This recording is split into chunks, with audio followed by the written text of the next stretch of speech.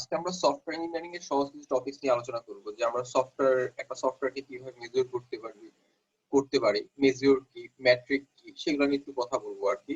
এরপর হচ্ছে একটা টেকনিক নিয়ে আমরা আলোচনা করব। তো প্রথমে চলে আসি আমরা যে মেজারমেন্ট নিয়ে, যে কথাটা মেজারমেন্ট কাকে বলে আর কি।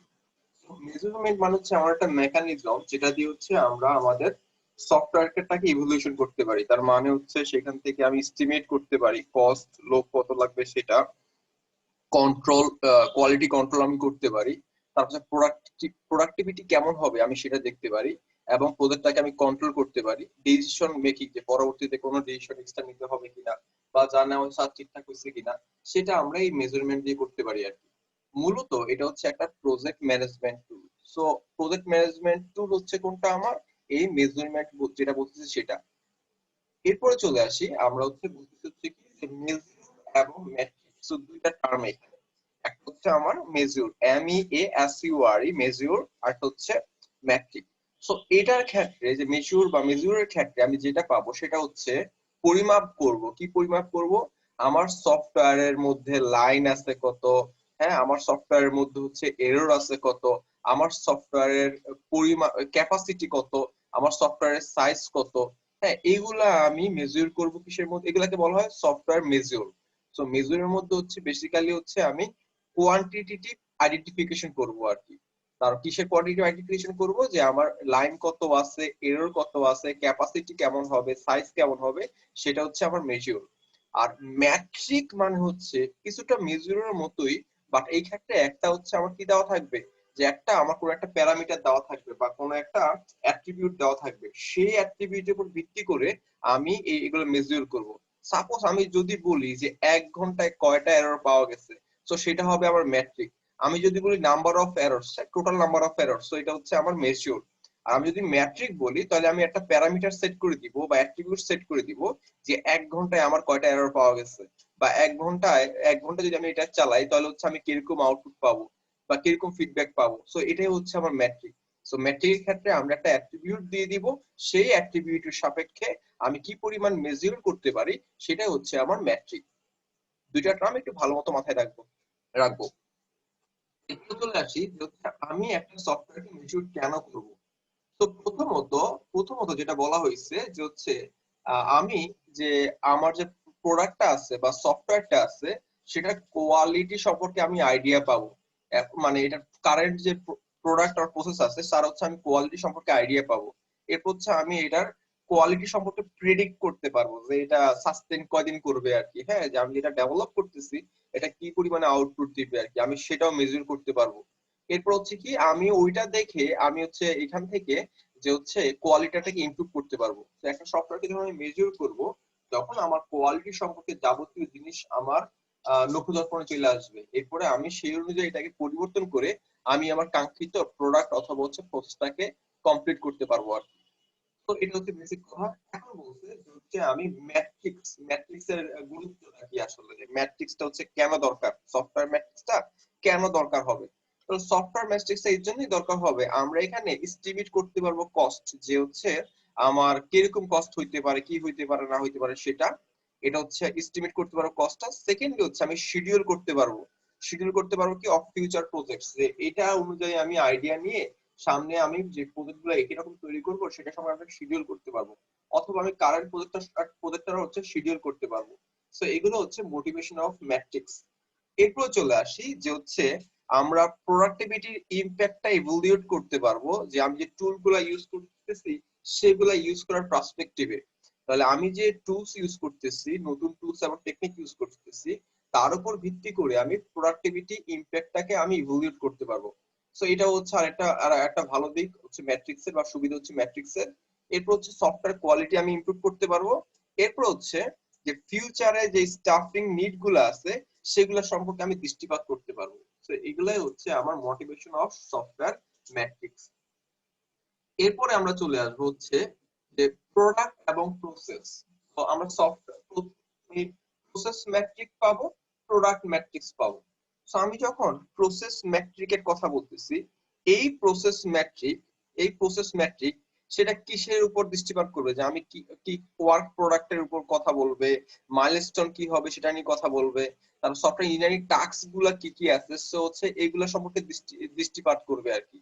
And then lead to long term process improvement, যে এটা সাহায্য করবে আপনাকে একটা প্রসেস, যখন আপনি একটা প্রসেসকে ডেভেলপ করবেন তার ইমপ্রুভমেন্ট করতে, এটা হচ্ছে আপনাকে সাহায্য করবে। এটা হচ্ছে আপনার প্রসেস ম্যাট্রিক্স। তো in terms of product matrix, এটা প্রথমে আপনাকে কি করবে, assess the state of the project, যে প্রজেক্টের যে স্টেট গুলো আমরা আছে বা স্টেট গুলো পাবো সেটাকে অ্যাসেস করতে সাহায্য করবে। ট্র্যাক পটেনশিয়াল রিস্ক, রিস্ক যেগুলো আছে সেগুলোকে ট্র্যাক করতে সাহায্য করবে। আনকভার প্রবলেম এরিয়াস, যে আমার যে প্রবলেম এরিয়া গুলো আছে সেগুলো হচ্ছে আনকভার করতে সাহায্য করবে।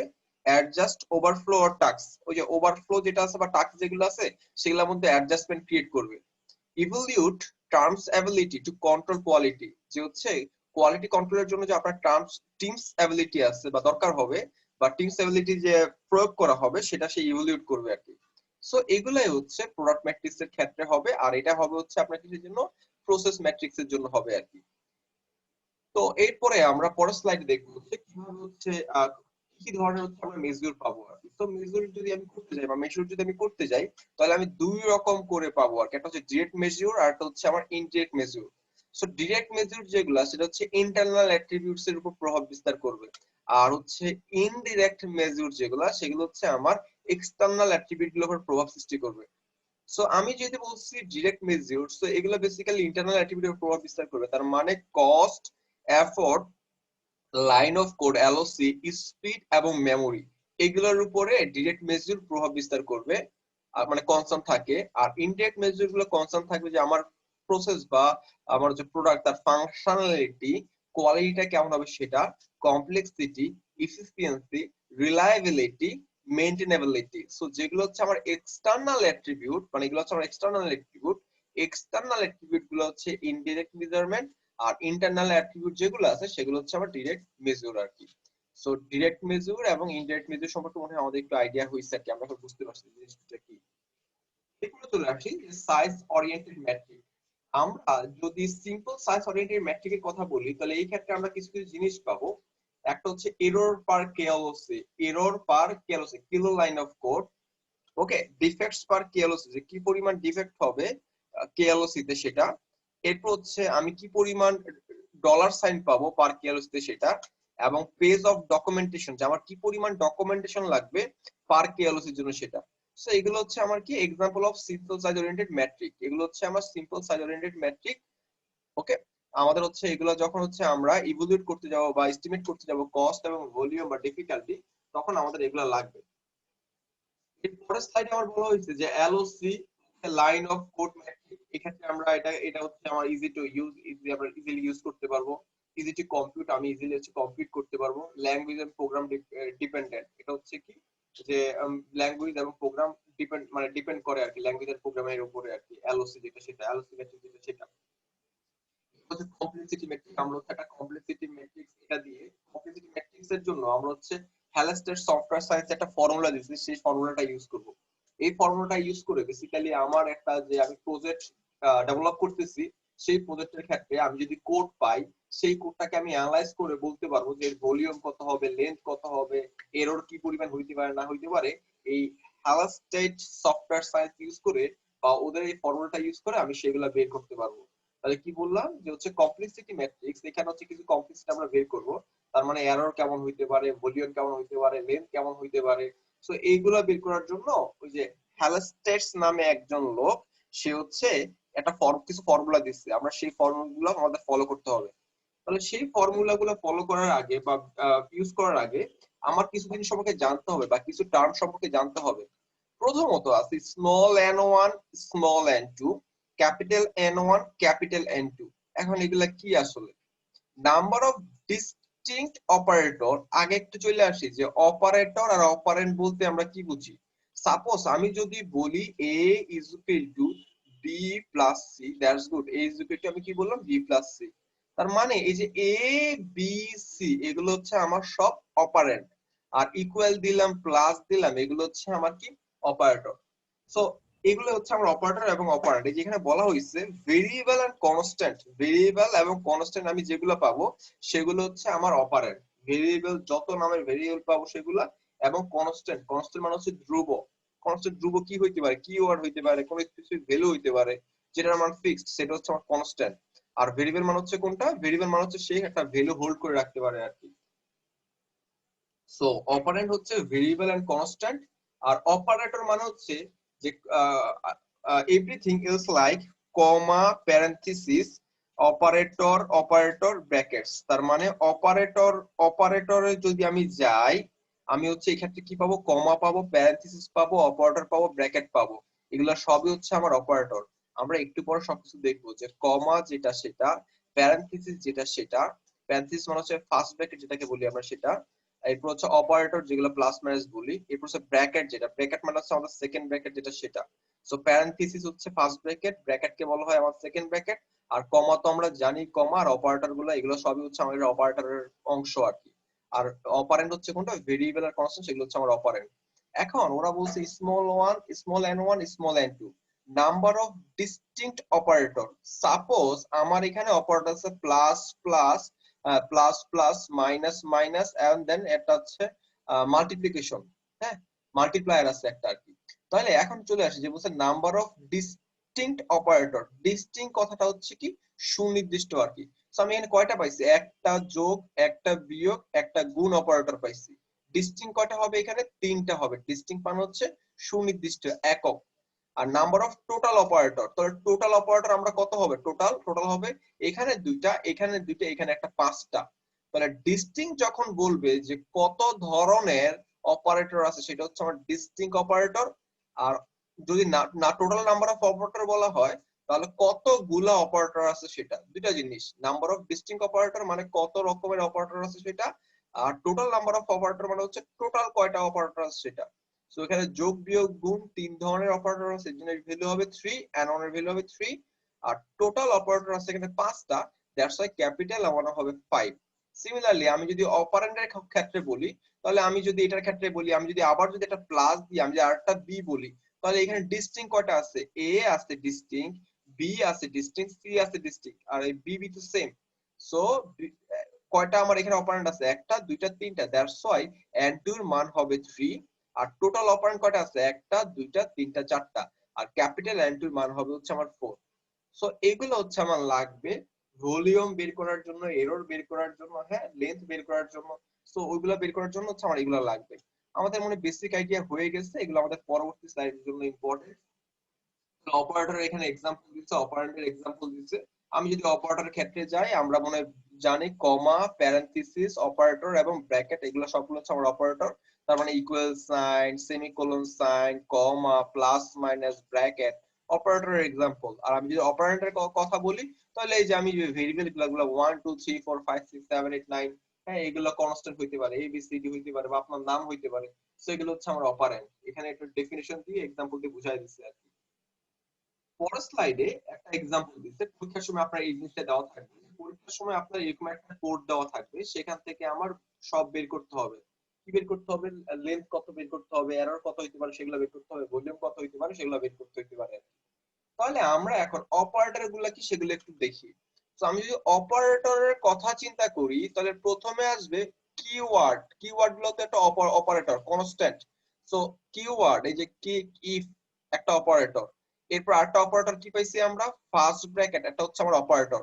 এরপর হচ্ছে ইজ লেস দেন, একটা অপারেটর। এরপর হচ্ছে আমার এটা সরি, এটা হচ্ছে আমার প্যারেনথেসিস অপারেটর, আর এটা হচ্ছে আমার ফার্স্ট ব্র্যাকেট অপারেটর। ইফ তো অপারেটর বলছি, ফার্স্ট ব্র্যাকেট বলছি যে ইজ গ্রেটার দেন, এটা হচ্ছে আমার একটা অপারেটর। ইকুয়াল টু, এটা হচ্ছে আমার একটা অপারেটর। এরপর এখানে চলে আসেন, এখানে আমার একটা গুণ সাইন দিছি, এটা হচ্ছে আমার একটা অপারেটর। সেমিকোলন দিছি, অপারেটর। এটা হচ্ছে আমার একটা অপারেটর। তাহলে এই দেখেন আমরা এগুলাই লিখছি। ইফ আছে কয়টা এখানে, দুইটাই, যে একটা ইফ দুইটা ইফ, এর জন্য আমি দুইটা ইফ লিখছি। আমার ফার্স্ট ব্র্যাকেট কয়টা আছে, বা প্যারেনথেসিস কয়টা আছে, এখানে একটা আছে, এখানে একটা আছে, দ্যাটস আমি এখানে দুই লিখছি। আর বাকি সবগুলো একটা করে আছে, এর জন্য আমি 1 1 লিখছি। তাহলে আমি যদি বলি যে ডিস্টিংক্ট অপারেটর কত, তাহলে ডিস্টিংক্ট অপারেটর কত হবে, 1 2 3 4 5 6 7 8। তাহলে আমার ডিস্টিংক্ট অপারেটর কত হবে, সিম্পলি 8 হবে ডিস্টিংক্ট অপারেটর। আর আমি যদি বলি টোটাল নাম্বার অফ অপারেটর, সেটা কত হবে, আমি যদি করি তাহলে 1 2 3 4 5 6 পাবো, 7 8 9 10 পাবো।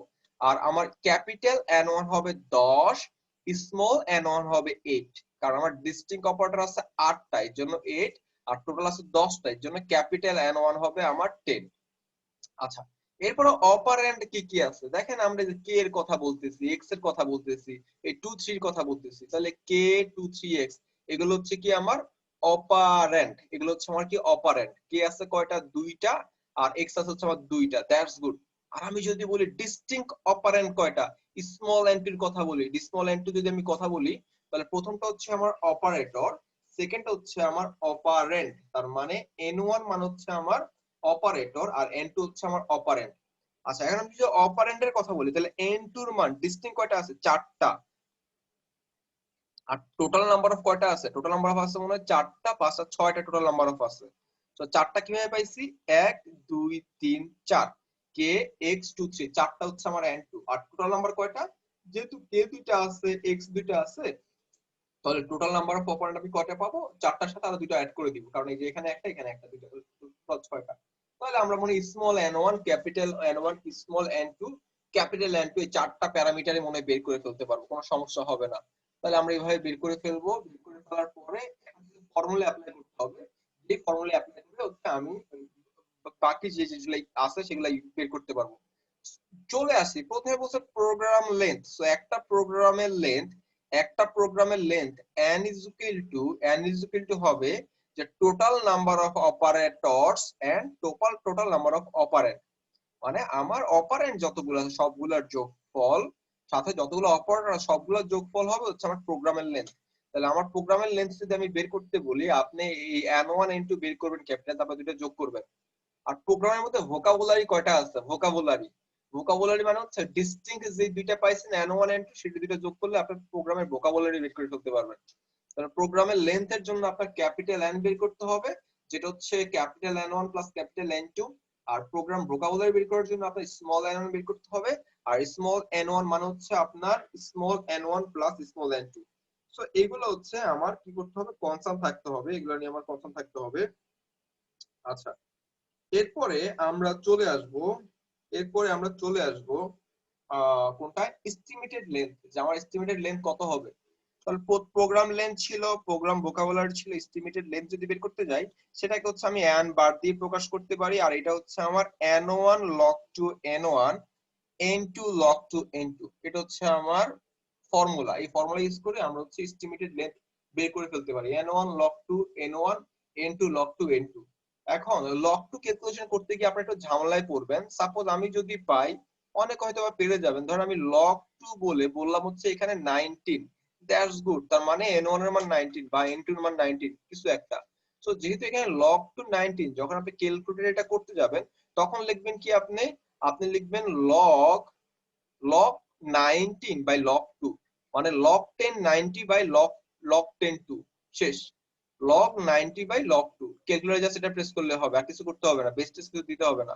হ্যাঁ, এখানে তো আমরা বেস 2 পাইছি, বাট আমি যদি লগ বেস 2 19 পাই, তাহলে লগ 19 বাই লগ 2 দিলে আমি এটার যে রেজাল্টটা এখান থেকে পেয়ে যাবো আর কি। So log 19 by log 2 calculator press করলে আমি রেজাল্টটা পেয়ে যাবো আর কি।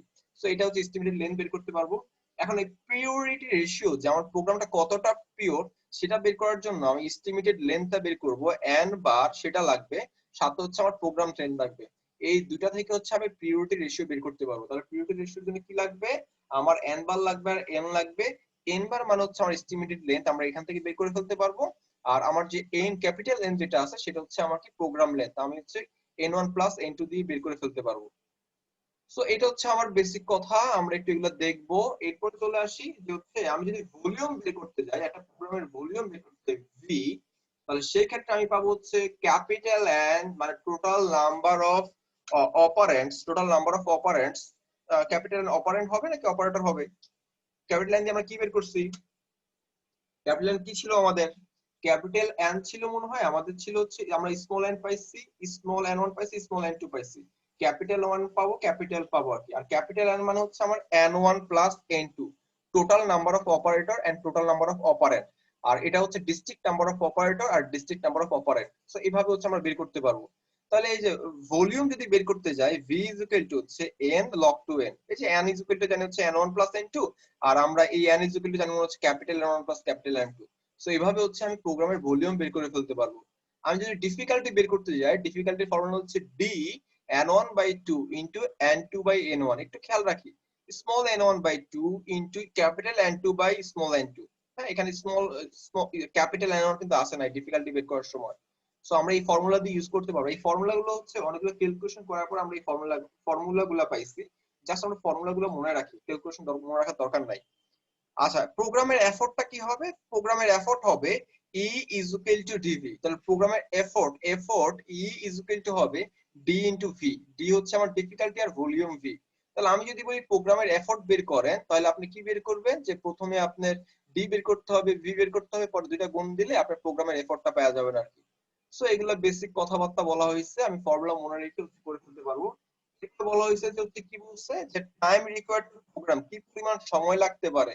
তাহলে t is equal to effort by 18 second. হ্যাঁ, এফোর্ট যত পাবো সেটা বাই 18 ভাগ করলে আমি পাওয়া যাবো যে এত সেকেন্ড লাগবে আর কি, টাইম এত সময় লাগবে আর কি।